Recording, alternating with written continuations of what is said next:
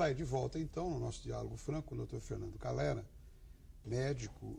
Dr. Fernando, eu gostaria de retomar esse bloco comentando com o senhor o seguinte, sobre a importância do diagnóstico diferencial sobre as doenças oncohematológicas.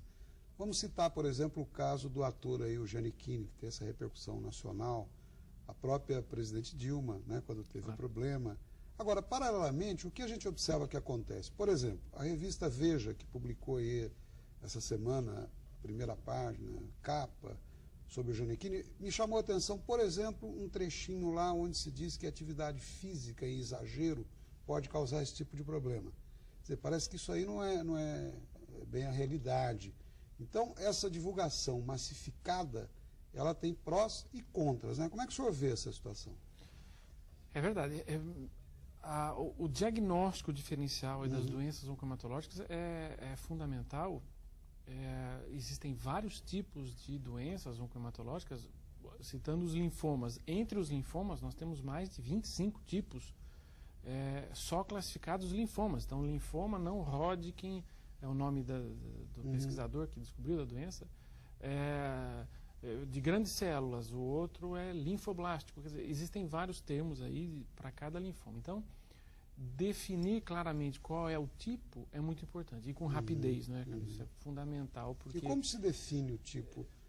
Só o especialista e exames o especialista, em correspondentes. Geral, aparecem massas tumorais. A gente chama de massas ganglionares. São aquelas ínguas que a população fala. Aquilo, obviamente, não é sempre que é linfoma. Não necessariamente é linfoma, mas é uma íngua que perdura por mais de 3, 4 semanas, uma pessoa que tem febre, perda de peso, deve ser investigada. Em geral, são biópsias, Carlos. Não há nada assim, olhando, que dá para fazer o diagnóstico. Tem que retirar um fragmento, ou aquele linfonodo, aquele gânglio total, e estudar, e através de algumas técnicas... Problemas relacionados a aftas também ou não? Se são aftas mantidas por muito tempo ou ulceradas, tem que se investigar também. Né? E o que seria esse muito tempo, doutor? Vou citar o trabalho, não é? Infelizmente nós temos aí uma população, quase 40%, que entre aparecerem os sintomas, começarem a ter alguns sintomas e estabelecer o diagnóstico, foi mais de 6 meses, às vezes pessoas com 1 ano. Muito longo. Muito longo, quando chega a doença está num estádio muito avançado. Né? É importante algo que foi falado do exercício. Não existe, então, nenhuma... Atividade física. Atividade física, não existe nenhuma associação entre atividade física, nem que seja em excesso por essas pessoas que fazem o fisiculturismo, e com linfomas. Não há nenhum trabalho que associe isso de maneira clara. Né? Isso já é um certo falastronismo da própria matéria, da imprensa ou de quem fez? Seria isso, mais ou menos? Infelizmente, essas informações têm que ser, ao meu ver, têm que ser muito precisas. E às vezes não são. Não temos isso pode criar até uma comoção, a pessoa deixar de fazer com esse receio por ter lido a matéria? Pode. Aí, de repente, assim, é uma busca tão grande da medicina, dos médicos em geral. Olha, coma verdura, frutas, coma verduras, frutas, exercício. E agora não faça porque eu vou ter linfoma. Não é isso, né? Isso não vai acontecer. É importante essa palavra sua, para que as não pessoas... vai acontecer. Pelo contrário, é bom buscar mesmo uma qualidade de vida. Coloquem sempre o anteparo aí entre a matéria e a realidade. Muito bom. Doutor Fernando, eu queria que o senhor comentasse também sobre a importância do transplante de medula óssea, no caso. Claro. Os transplantes de medula são ferramentas hoje importantes em várias doenças oncohematológicas e algumas também não hematológicas. Né? Nós temos alguns tipos de transplantes. Temos o transplante chamado autólogo, onde nós vamos usar a célula-mãe, a célula-tronco, que é chamada, do próprio paciente. Isso nós fazemos aqui no Vale. Nós também aqui implantamos isso aqui no Vale, no Pio 12. Desde 2004 nós somos credenciados pelo Ministério da Saúde. Temos hoje quase 160 casos transplantados aqui no Vale. Beleza. Todos bem-sucedidos? Todos com resultados assim, muito bons. Nós acompanhamos também esses pacientes ao longo do tempo e os nossos dados são semelhantes ao que é publicado no mundo todo. Né? Existe o transplante alogênico, que é o mais comum, é o entre irmãos, é o mais comum da população falar em função da doação de medula. Nós precisamos ter, em geral, um irmão ou irmã compatíveis com o paciente para a doação. Né? É chamado alogênico aparentado, ou seja, entre parentes, entre irmãos.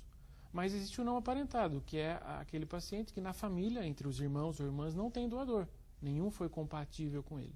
Então ele vai buscar um banco de medula. O Brasil avançou muito em bancos de medula. Nós temos no Instituto Nacional do Câncer, no Rio de Janeiro, no INCA, hoje próximo de 2 milhões de amostras. Então, foi um grande avanço. Grande avanço. A imprensa realmente ajudou muito. Instituto Nacional do Câncer. Que é um órgão do Ministério da Saúde, locado no Rio de Janeiro. Que cuida especificamente dessa situação. Trata várias doenças oncomatológicas, hemoterapia também, e tem banco de cordão umbilical, banco de medula. É uma área bem desenvolvida no nosso país. Doutor Fernando, e quais os riscos ao doador, no caso? Recentemente aconteceu um caso aí de um falecimento de uma moça, se não me engano, em São José do Rio Preto, que também criou aí uma certa comoção. Eu gostaria que o senhor abordasse isso. Normalmente a doação da medula óssea ela é inócua, ela não causa nenhum problema para o doador. E o que pode ter havido lá? O senhor acompanhou? Acompanhei. Óbvio que existem 2 pesos aí, né? Para a família, obviamente, o que eu vou falar não cabe, né? Eu entendo isso, porque para a família é uma perda única.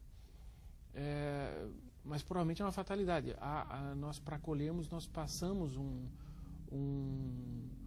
fazemos um procedimento que se chama cateterização. É um cateter para poder retirar a célula. Esse cateter é colocado numa veia.